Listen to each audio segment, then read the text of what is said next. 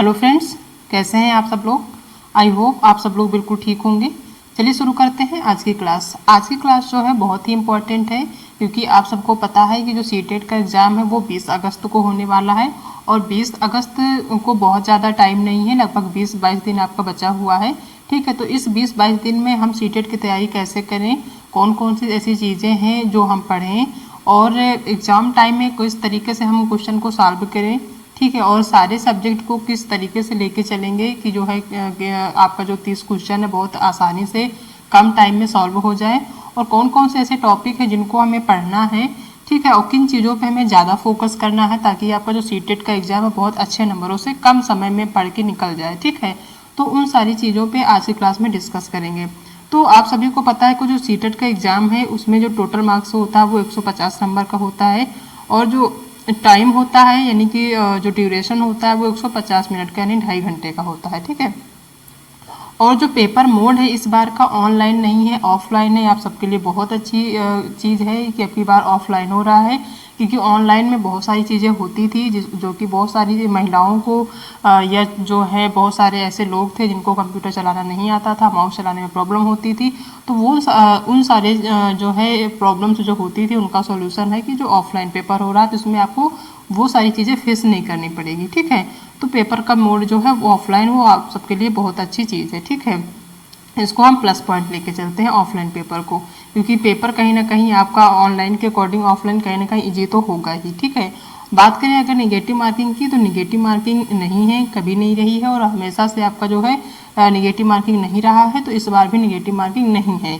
ठीक है, टोटल जो सब्जेक्ट की बात करें तो टोटल सब्जेक्ट आपका सीटेट में 5 सब्जेक्ट होता है, जिसमें हिंदी, बाल विकास यानी सीडीपी, मैथ यानी गणित, पर्यावरण अध्ययन यानी ईवीएस, या संस्कृत या इंग्लिश यानी सेकेंड लैंग्वेज में आपका संस्कृत और इंग्लिश होता है। वो आपके ऊपर डिपेंड होता है कि आप सेकेंड लैंग्वेज में संस्कृत लेते हैं, इंग्लिश लेते हैं या फिर अदर लैंग्वेज लेते हैं। ठीक है, तो ये 5 सब्जेक्ट होते हैं जिनको हमें जो है पढ़ना होता है, और इन्हीं 5 सब्जेक्ट के अंदर ही आपका क्वेश्चन आता है, कहीं बाहर से नहीं आता। ठीक है, ये सारे सब्जेक्ट जो है एनसीईआरटी बेस्ड होते हैं, इससे बाहर आपका सीटेट नहीं पूछा जाता है, कभी नहीं पूछा गया, इस बार भी नहीं पूछा जाएगा।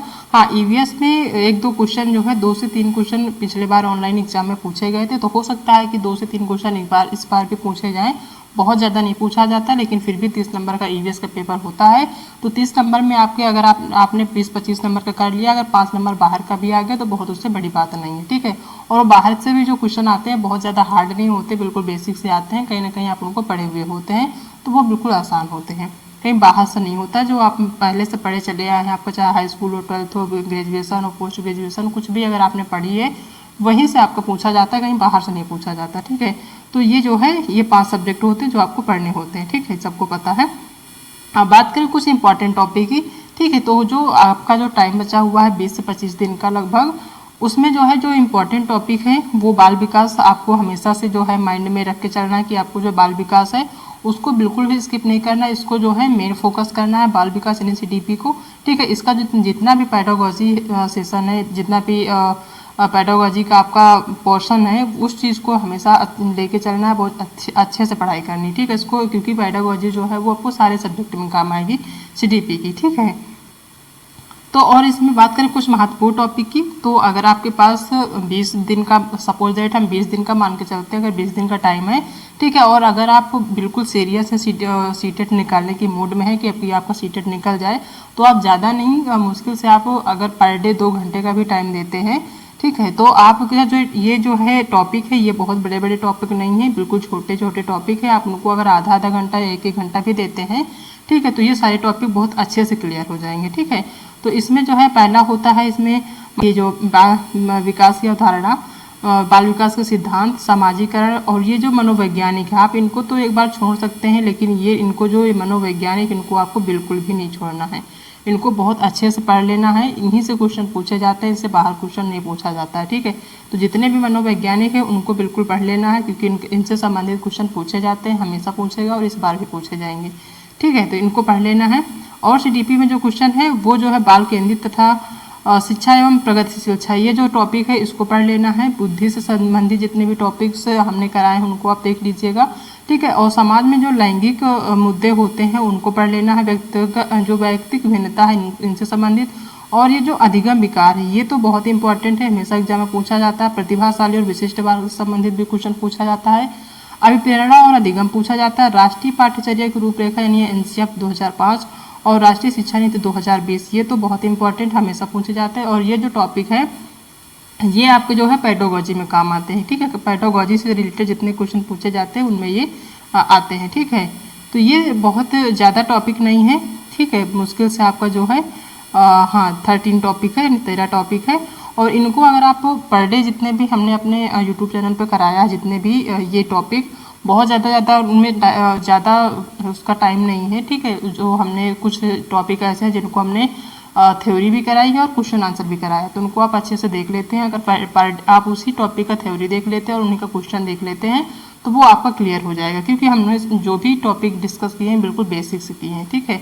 तो वो आपको कंप्लीट हो जाएंगे। ये सारे टॉपिक आपको जो है हमारे यूट्यूब चैनल पर मिल जाएंगे, आप जाइए वहाँ पे, ठीक है। और ये सारे टॉपिक एक बार आप देख लीजिए, आराम से 1 घंटे 2 घंटे का टाइम लेके बैठिए, सारे टॉपिक 1 बाय 1 आप देख लीजिए। 1 से 2 बार देख लेंगे तो वो आपके माइंड में सेट हो जाएगा। बहुत ज़्यादा हार्ड नहीं है, बहुत ईजी है। आप 1 से 2 बार देखेंगे तो आपके माइंड में सेट हो जाएगा, ठीक है। तो ये है सीडीपी। और बात इसकी जो है बात करें पेडागोजी की, तो पेडागोजी भी हमने कराई हुई है सीडीपी की, वो भी आप जाके देख सकते हैं, ठीक है। काफ़ी हेल्प करेंगे आपके एग्जाम के लिए।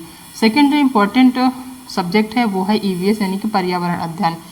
ये जो टॉपिक है इससे इजी टॉपिक तो कोई है ही नहीं सीडीपी में, यानी आपका जो सीटेट में ईवीएस जो है इजी टॉपिक कोई नहीं, क्योंकि ये इतना ज़्यादा इजी टॉपिक है। ये आप अगर 1 से 2 बार जो है पढ़ लेंगे ना तो बहुत आसानी से आपको जो है समझ में आ जाएंगी चीज़ें, ठीक है। तो इसमें जो इम्पोर्टेंट टॉपिक है वो है परिवार एवं मित्र। ये जो है पर्यावरण का थीम है, इससे रिलेटेड क्वेश्चन पूछे जाते हैं। जंतु, पौधे, काम और खेल, आपसी संबंध, इनसे क्वेश्चन पूछे जाते हैं। जल से पूछा जाता है। भोजन से, यानी कि कौन कौन से राज्यों में किस प्रकार के भोजन बनाए जाते हैं, कैसे वहाँ के लोग कौन कौन सा भोजन खाते हैं, उससे संबंधित पूछा जाता है क्वेश्चन, ठीक है। आश्रय यानी घर, विभिन्न जो आपके जो इंडिया में जितने भी राज्य हैं, ठीक है, उनमें जो है कौन कौन से किस किस प्रकार के घर बनाए जाते हैं, किन चीज़ों से बनाए जाते हैं। जैसे आसाम में है बांस के बनाए जाते हैं, ठीक है। तो मतलब ऐसे ही जो है घर से संबंधित क्वेश्चन पूछे जाते हैं। यातायात यानी यात्रा से संबंधित क्वेश्चन पूछा जाता है। और हम चीज़ें कैसे बनाते हैं, ये जो टॉपिक है इन सब टॉपिक से ही 1 या 2 नंबर के क्वेश्चन पूछे जाते हैं, ठीक है। यानी कि 30 नंबर का जो क्वेश्चन है आपका इन्हीं टॉपिक से पूछा जाता है। 15 नंबर का इससे पूछा जाता है और 15 नंबर का आपका पेडागोजी से पूछा जाता है, ठीक है। तो अगर आप इन सबको जो है कंटेंट जो है हमने जो आप अपने चैनल पर कराया हुआ है, थ्योरी में भी कराया हुआ है, साथ में क्वेश्चन आंसर भी कराए हुए हैं, ठीक है। तो उनको जाके देख लेंगे तो आपका जो है आसानी से ईवीएस जो है वो कंप्लीट हो जाएगा।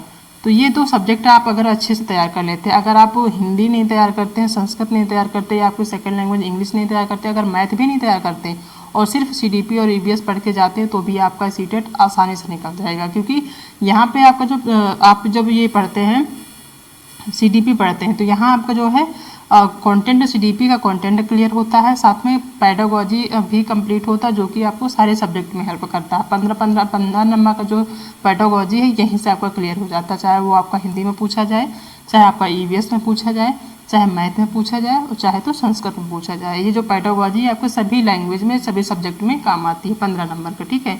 तो 15 नंबर तो आपको बहुत आसानी से मिल जाते हैं। 15 नंबर का जो आपका कंटेंट होता है, जो क्वेश्चन आंसर पूछे जाते हैं, वो भी अगर आप नहीं पढ़ेंगे तो उनको आप देख के समझ के जो पॉजिटिव नेगेटिव वर्ड होते हैं उनसे भी आप अगर उनको देखेंगे तो आसानी से लगा पाएंगे, ठीक है। लेकिन मेन जो फोकस करना है आपको सीडीपी और ईवीएस पे करनी है, ठीक है, क्योंकि आपका जो नंबर है यही ले आते हैं। तो ये 2 सब्जेक्ट हो गए, ठीक है। रही बात हिंदी की, तो हिंदी में जो है 15 नंबर का आता है कंटेंट और 15 का पेडागोजी आता है। उसमें हिंदी में जो है आपका आता है पैसेज आता है, ठीक है। पैसेज आपको वहाँ पे अपना दिमाग नहीं लगाना होता है, पैसेज आपको देख के ही वहाँ से आंसर करने होते हैं, ठीक है। पैसेज कोई रटने की चीज़ नहीं होती है, क्योंकि वहाँ पे आपको जो है प्रेजेंस ऑफ माइंड देखा जाता है, तो आपका पैसेज के अकॉर्डिंग ही आपको आंसर देना होता है। तो वो रटने की चीज़ नहीं है, वो वहाँ पे आपका कंप्लीट हो जाता है। और 15 नंबर की बात होती है यहाँ पे पेडागोजी की, तो हमने जो अपने यूट्यूब चैनल पर हिंदी की पेडागोजी क्लास कराई हुई है, वो आप देख लेते हैं। नहीं तो अब 2 से 3 दिन में आपको जो है संपूर्ण हिंदी की पेडागोजी की हम एक क्लास कराएंगे, उसमें आपको सारी चीज़ें क्लियर हो जाएंगी, ठीक है। A to Z सारी चीज़ें क्लियर हो जाएंगी, तो वो वहाँ पे आपको हेल्प करेगी आपके एग्जाम के लिए, हिंदी के लिए, ठीक है। संस्कृत की भी पेडागोजी लाएंगे, वो आपको हेल्प करेंगी। ठीक है, मैथ की पेडागोजी हमने कराई हुई है और 2 क्लासें हमने ली है पेडागोजी की, और भी क्लासें आएंगी, उनको आप अगर देख लेते हैं तो काफ़ी हेल्प करेंगी आपके एग्जाम के लिए। ठीक है, तो ये सारे सब्जेक्ट हैं। और बात करें अगर कुछ मिस्टेक्स की जो आप एग्जाम में करेंगे या फिर करते हैं, ठीक है, क्योंकि आपकी जो आपका पेपर है वो ऑफलाइन है, तो बहुत सारी बच्चे ऐसे होंगे जो पहली बार एग्जाम दे रहे होंगे।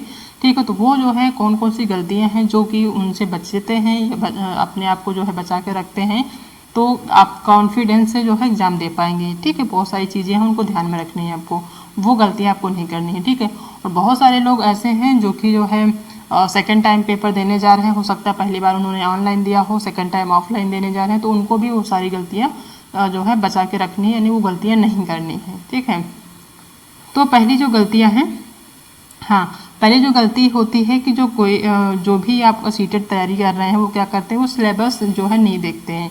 जो भी सीटेट का सिलेबस है, यानी बहुत सारे ऐसे लोग होते हैं उनको यही नहीं पता होता कि सीटेट में कितने सब्जेक्ट होते हैं, और जो 5 सब्जेक्ट होते हैं उसमें जो है क्या क्या पूछा जाता है, कौन कौन से सब्जेक्ट होते हैं, और कौन सा हमारा सिलेबस है, सिलेबस के अंदर अंदर क्या कौन कौन सी चीज़ें हैं, इनकी जो है जानकारी नहीं होती। और जब तक आपको सिलेबस का नहीं पता होगा कि आपको सिलेबस में क्या है, तो आप क्या पढ़ेंगे और क्या वहाँ पे जाके सॉल्व करेंगे। ठीक है, तो सबसे पहला इम्पॉर्टेंट है कि आप सिलेबस देख लेते हैं।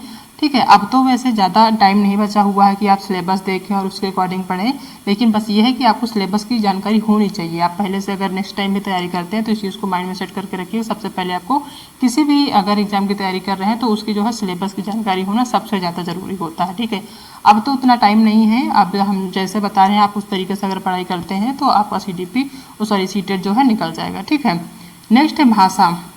क्या होता था कि जो ऑनलाइन पेपर होता था उसमें जो लैंग्वेज होता था उसमें कोई इशू नहीं होती थी। ठीक है, क्योंकि सिस्टम पे क्या होता था कि अगर आपने फर्स्ट लैंग्वेज हिंदी ली है तो वो फर्स्ट लैंग्वेज में हिंदी आ जाता था, और सेकंड में अगर आपने संस्कृत ली तो सेकंड में संस्कृत आ जाता था। वहाँ पे आपको देखना नहीं होता था कि फर्स्ट कौन सा सेकंड कौन सा है, वो वहाँ पे इजी होता था। बट जो है यहाँ पे क्या होगा, ऑफलाइन पेपर में आपको जो लैंग्वेज ध्यान रखना है कि आपने फॉर्म भरते समय फर्स्ट लैंग्वेज क्या भरा था और सेकेंड लैंग्वेज क्या भरा था, इस चीज़ को ध्यान रखना है, क्योंकि जो पेपर होता है उसमें जो है फर्स्ट लैंग्वेज और सेकेंड लैंग्वेज ये दोनों दिए होते हैं। ऐसा नहीं कि आपको जो पेपर मिलेगा तो आपके लैंग्वेज के अकॉर्डिंग ही मिलेगा, ऐसा नहीं है, उसमें फर्स्ट लैंग्वेज भी दिया रहेगा और सेकेंड लैंग्वेज भी दिया रहेगा। ठीक है, तो इस चीज़ को बहुत ध्यान से देखना है कि आपने पेपर जो आपने अप्लाई किया है, यानी कि जो आपने सीटेट अप्लाई किया उस टाइम जो है आपका फर्स्ट लैंग्वेज क्या था और सेकेंड लैंग्वेज क्या था, उसी के अकॉर्डिंग आपको जो है पेपर देना है। वहाँ पे आप देख लेंगे कि फर्स्ट लैंग्वेज हिंदी है तो फर्स्ट लैंग्वेज हिंदी करनी है आपको, और सेकेंड लैंग्वेज आपने संस्कृत डाली तो सेकेंड लैंग्वेज में आपको संस्कृत करनी है, ना कि सेकेंड लैंग्वेज आप दोबारा हिंदी करने लगेंगे। ठीक है, क्योंकि हिंदी जो है आपको फर्स्ट भी दी होती है और सेकेंड भी दी हुई होती है, तो इस चीज़ को बहुत ध्यान से देखना है। ठीक है, ये गलती आप बिल्कुल नहीं करना, क्योंकि अगर ये गलती कर देंगे तो 30 नंबर आपका इधर से उधर हो जाएगा, फिर उसमें आपको जो है जो सीटेट क्वालिफाई करने के बहुत कम चांसेस होंगे। ठीक है, और थर्ड है कि आपका ग्रामर। बहुत सारे लोग ऐसे होते हैं कि जो सीटेट का जो प्रिपरेशन करते हैं उस टाइम हिंदी के लिए वो इतना ज़्यादा ग्रामर पढ़ते हैं कि वो बाकी चीज़ों को पढ़ना भूल जाते हैं। ठीक है, और जबकि आप सबको पता है कि जो सीटेट का एग्ज़ाम है आपका चाहे हिंदी हो, संस्कृत हो या इंग्लिश हो, इन तीनों लैंग्वेज में ग्रामर बहुत ज़्यादा पूछा नहीं जाता। ठीक है, मुश्किल से 2 से 3 क्वेश्चन पूछे जाते हैं, 3 भी नहीं होते, मुश्किल से 2 ही या 3 क्वेश्चन होते हैं, मतलब दो पैसेज पूछे जाते हैं, 2 पैसेज मिला के मुश्किल से 5 नंबर का होता है। ठीक है, ग्रामर, और वो जो ग्रामर होता है बहुत ईजी होता है। ठीक है, आपने अगर हाई स्कूल में ग्रामर पढ़ी है, क्योंकि सभी को पता है कि सब लोग हिंदी हो या संस्कृत हो, ग्रामर तो संस्कृत में नहीं तो हिंदी इंग्लिश में तो सब हर कोई जो है ग्रामर पढ़ता ही पढ़ता है। ठीक है, तो वो सारी चीज़ें आपको यहाँ पे काम आती हैं। आप हाई स्कूल में भी पढ़ते हैं, 12th में भी पढ़ते हैं, बहुत सारे लोगों का ग्रेजुएशन में हिंदी होता है तो वहाँ भी ग्रामर पढ़ते हैं। ठीक है, तो वो सारी चीज़ें आपको यहाँ पे काम आती है, आपको अलग से ग्रामर पढ़ने की ज़रूरत नहीं होती, बिल्कुल बेसिक से पूछा जाता है, बहुत ईजी क्वेश्चन होते हैं। और अगर आप ज़्यादा से ज़्यादा प्रीवियस ईयर क्वेश्चन लगाते हैं तो वो जो ग्रामर आता है वो आपको काफ़ी हेल्प करता है आपके एग्जाम के लिए, क्योंकि क्वेश्चन जो है लगभग सेम मिलते जुलते रहते हैं। ठीक है, तो आपको ग्रामर की बहुत ज़्यादा सीरियस में तैयारी नहीं करनी है। ठीक है, आपको बस थोड़ा सा बेसिक से देख लेना है बस। ठीक है, तो इसको ज़्यादा फोकस नहीं करना, क्योंकि अगर आपका 30 नंबर का हिंदी आता है और 30 में अगर आपने 15 नंबर के पैसेज में अगर आपने 10 का कर लिया, अगर 5 का भी छोड़ दिया, और 15 नंबर की जो पेडागोजी है वो आप कर लेते हैं तो बहुत आसानी से आपका हिंदी का पेपर उतना इनफ होता है। ठीक है, 2 से 3 नंबर आपका निकल भी जाता है कहीं से तो आपको कोई फ़र्क नहीं पड़ता है। ठीक है, और जहाँ तक कोशिश ये होती है कि आपका जो ग्रामर होता है बहुत ज़्यादा हार्ड नहीं होता है। ठीक है, बहुत ज़्यादा ईजी ही होता है, हार्ड नहीं पूछा जाता है। तो इस चीज़ को बिल्कुल ध्यान में रखिएगा। ठीक है, कि ग्रामर पे बहुत ज़्यादा फोकस नहीं करनी है। नेक्स्ट है पेडागोजी।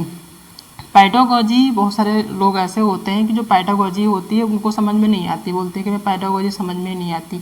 तो पेडागोजी जो है वो रटने की चीज़ नहीं होती, उन्हें समझने की चीज़ होती है। क्योंकि पेडागोजी का मतलब ही यही होता है कि हम अगर टीचर बन जाएंगे, ठीक है, तो हम बच्चों को कैसे पढ़ाएंगे, उनको पढ़ाने का तरीका क्या होगा। ठीक है, वो सारी चीज़ें यहाँ पे पेडागोजी में रहती हैं। ठीक है, और पेडागोजी अगर आप बहुत ध्यान से पढ़ लेते हैं, पेडागोजी आपको अगर आपका जो CDP होता है वहाँ से अगर आप पेडागोजी की तैयारी करते हैं तो ये पेडागोजी आपका 15-15 नंबर के 5 सब्जेक्ट में आता है। 75 नंबर का पेडागोजी अगर आप अच्छे से तैयार कर लेते हैं तो 75 नंबर आपका जो है कहीं नहीं गया होता है। अगर 75 में अगर 5 भी छोड़ देते, 70 नंबर भी ले आते हैं तो बहुत आसानी से आपका पेपर निकल जाएगा। ठीक है, तो पेडागोजी को बहुत ध्यान से जो है पढ़ना है, इसको छोड़ना नहीं। ये गलती मत करिएगा कि पेडागोजी नहीं समझ में आती है तो पेडागोजी हम छोड़ देंगे।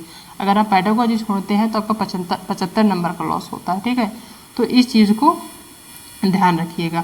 नेक्स्ट जो इम्पॉर्टेंट है कि जो है कुछ जो पॉजिटिव और निगेटिव वर्ड्स होते हैं वो हमने अपने जो यूट्यूब चैनल उस पर कराया हुआ है। कुछ जो पॉजिटिव होते हैं और कुछ नेगेटिव वर्ड्स होते हैं। अगर इनको आप अच्छे से देख लेते हैं कि जो है पॉजिटिव वर्ड क्या है और निगेटिव वर्ड क्या है, तो ये बहुत ज़्यादा हेल्प करते हैं आपके एग्ज़ाम के लिए। अगर आप इनको इग्नोर कर देते हैं तो बहुत ज़्यादा आपको प्रॉब्लम्स होती हैं आपको जो है क्वेश्चन सॉल्व करने में, क्योंकि वहाँ पे क्वेश्चन समझने में आपको ज़्यादा टाइम लगता है। और अब जो एग्ज़ाम हो रहे हैं उसमें जो समझ वाले क्वेश्चन हैं, आपको रटने वाले क्वेश्चन देखने को नहीं मिलेंगे, समझने वाले क्वेश्चन मिलेंगे। और ये जो क्वेश्चन होते हैं वो टाइम टेकिंग होते हैं। ठीक है, बहुत ज़्यादा टाइम लेते हैं क्योंकि आपको समझना पड़ता है। तो अगर वहाँ पे अगर आपने पॉजिटिव और निगेटिव वर्ड्स पढ़ा है तो वो काफ़ी हेल्प करेंगे। आप जो क्वेश्चन पढ़ेंगे तो वहाँ पे अगर आपको एक भी वर्ड पॉजिटिव नज़र आ जाता है तो वहाँ पे आपको समझ में आ जाए कि क्वेश्चन कह क्या रहा है।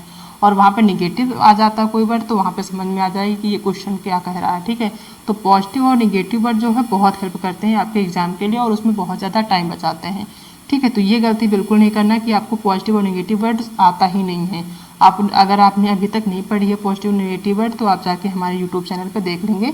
वहाँ पे पॉजिटिव और निगेटिव का एक हमने वीडियो बनाया हुआ, उसको देख लेंगे। जितने भी पॉजिटिव और निगेटिव वर्ड हैं जो इंपॉर्टेंट है, जो हमेशा पूछे जाते हैं, बार बार पूछे जाते हैं, वो हमने वहाँ पर डिस्कस किया है। ठीक है, नेक्स्ट जो है वो है OMR शीट।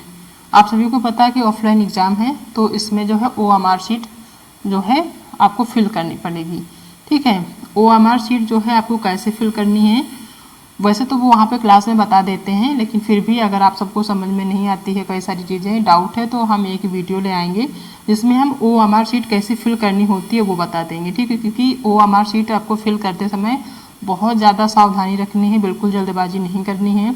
कौन कौन सी चीज़ें भरनी है वहाँ पे, कैसे भरनी है, ठीक है, वो सारी चीज़ें आपको पहले समझ लेनी है, तो उसके बाद ही वहाँ पे फिल करनी। क्योंकि वहाँ पे अगर कोई भी मिस्टेक हो जाता है OMR शीट में तो वो दोबारा आपका सही नहीं हो सकता। ऑनलाइन में था तो आप एक बार अगर फिल कर देते हैं, गलत हो गया तो दोबारा एरेज करके आप दोबारा से भी फिल कर सकते थे, लेकिन OMR शीट में ऐसा नहीं है। क्योंकि OMR शीट में आप काट नहीं सकते हैं और उसमें इरेजर से मिटा नहीं सकते हैं, उसमें वाइटनर नहीं लगा सकते, ये सारी चीज़ें नहीं कर सकते। ठीक है, ओवर राइटिंग नहीं कर सकते। OMR शीट जो है आपकी क्लीन और क्लियर होनी चाहिए, इस चीज़ का ध्यान रखना है एग्ज़ाम में। ठीक है, अगर आप लोग कहेंगे कि OMR शीट फिल करनी अगर बता दें तो हम OMR शीट आपको प्रैक्टिस करा देंगे। अगर आपके पास OMR शीट है तो आप उस एग्ज़ाम जाने से पहले जो है OMR शीट को फिल कर सकते हैं, वो प्रैक्टिस कर सकते हैं कि किस तरीके से फिल करना है। कोई इशू आता है तो आप बताइएगा, हम सॉल्व करवा देंगे। ठीक है, बाकी अगर हो पाएगा तो OMR शीट आपको ज़रूर प्रैक्टिस करवाएंगे, कैसे फिल करना है ये बताएंगे ज़रूर। ठीक है, तो ये सारी चीज़ें हैं जो कि आपको एग्ज़ाम के टाइम जो है ध्यान देनी है। और 20 दिन का टाइम मिला है, अच्छे से पढ़िए जितने भी इंपॉर्टेंट टॉपिक हैं उनको आप, क्योंकि वीडियो देखने में बहुत ज़्यादा टाइम नहीं लगता है, आपको किताबें पढ़ने में, नोट्स पढ़ने में तो टाइम लगता है। वीडियो 15-15, 20-20 मिनट के होते हैं, उनको आप देखिए। ठीक है, 1 से 2 बार देखेंगे तो आपको उस चीज़ें जो है बहुत आसानी होगी। क्योंकि जो हमने एग्ज़ाम दिया था अभी पिछले बार, अभी आपका जो है 22-23 में ही जो शिफ्ट हुआ है एग्ज़ाम का, उसी में हमने एग्ज़ाम दिया, तो हम मुश्किल से हमने 15 दिन सिर्फ पढ़ाई करी थी, ठीक है। 15 दिन में ही जो है एग्ज़ाम मेरा क्रैक हो गया था, क्योंकि हमें लगता था कि जो सीटेट का एग्ज़ाम है बहुत ज़्यादा इसका जो लेवल है वो हार्ड नहीं होता, बहुत ईजी है, आसानी से निकल जाएगा। मुझे अपने आप पे बिलीव था कि निकल जाएगा, तो निकल भी गया, ठीक है। तो ये 15 दिन में ऐसा नहीं है कि इम्पॉसिबल है, निकल नहीं सकता, बहुत सारे लोग जो है पास करते हैं, तो आपका भी निकलेगा। बस सही तरीके से पढ़िए और सही चीज़ पढ़िए, आप इधर उधर मत भागिए, सही जगह रहिए, सही चीज़ें जो आपको मिल रही हैं वो पढ़िए। आप इधर उधर की चीज़ें बिल्कुल भी ना पढ़िए। आपका सीटेट कन्फर्म है 100% कि जरूर निकलेगा, ठीक है। क्योंकि सीटेट का एग्ज़ाम इतना ज़्यादा हार्ड नहीं है कि आपका निकलेगा नहीं। 10 से 15 दिन ही बहुत इनफ होते हैं आप सभी के लिए कि आप सीटेट का जो है निकाल सकते हैं, क्रैक कर सकते हैं, ठीक है। तो ये सारी चीज़ें हैं जो आज की क्लास में डिस्कस करनी थी। आई होप कि आप सबको आज की क्लास पसंद आई होगी। अगर क्लास पसंद आई है तो वीडियो को लाइक करिएगा, अपने उन दोस्तों में शेयर करिएगा जो सीटेट की तैयारी कर रहे हैं, ठीक है। अगर आप चैनल पर नए हैं तो चैनल को सब्सक्राइब करना बिल्कुल भी मत भूलिएगा। मिलते हैं नेक्स्ट क्लास में एक नए टॉपिक के साथ, तब तक अपना ध्यान रखिएगा। Okay, thank you.